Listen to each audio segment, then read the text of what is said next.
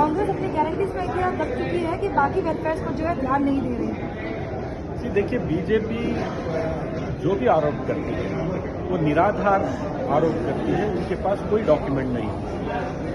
जब हम सीधे सीधे हमारी गारंटियों के जरिए लोगों के जेब तक, उनके अकाउंट तक पैसा पहुंचा रहे हैं, ताकि जो महंगाई की मार मोदी सरकार की ओर से पेट्रोल, डीजल, गैस, ये जो तरकारी, ये जो खाने पीने की चीज़ों की महंगाई है, इन्फ्लेशन है, जो आसमान तक छू चुकी है, इससे आम आदमी को बचाकर रखने के लिए हमने हमारी गारंटी स्कीम के जरिए उनको फायदा पहुंचाया है। आपने किसान को एमएसपी डबल करने की बात की थी, आपने तो वो नहीं किया। आपने किसान को राहत देना किसका अधिकार क्षेत्र है? ये तो बीजेपी का है। डबल करने का एमएसपी की बात किसने की थी? ये तो मोदी जी ने की थी। अरे 10 साल से आप आसन पे विराजमान हो महाराज, आप कब देखोगे किसान को?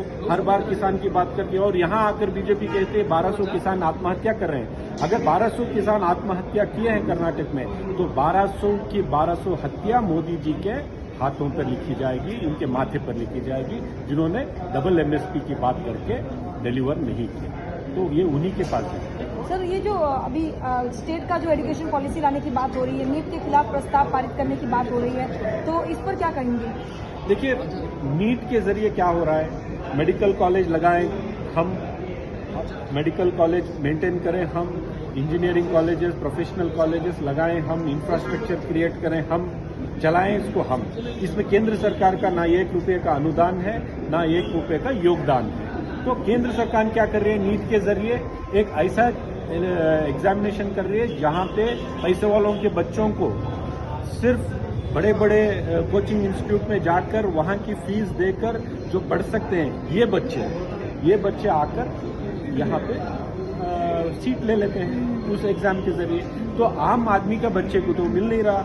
अगर वो भी तो एक तरीके से हम चुप रह रहे थे। आज आपका हर एग्जाम का पेपर लीक हो जाता है, पर्चा लीक हो जाता है। जब आप एक एग्जाम सही तरीके से नहीं करा सकते, पर्चा इसको लीक कर देते हैं और सड़कों पर आए विद्यार्थियों को आप उनकी बात तक नहीं सुनते और आपके यूनियन मिनिस्टर आकर कहते हैं कि कोई पर्चा लीक ही नहीं हुआ।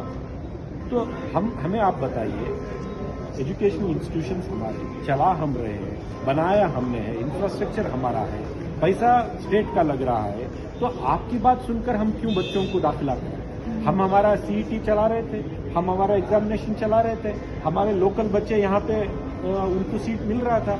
आज लोकल बच्चों को तो सीट नहीं मिल रहा।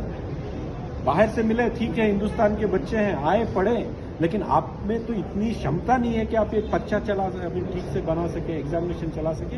ये मोदी सरकार की सरासर फेलियर है, नाकामी है।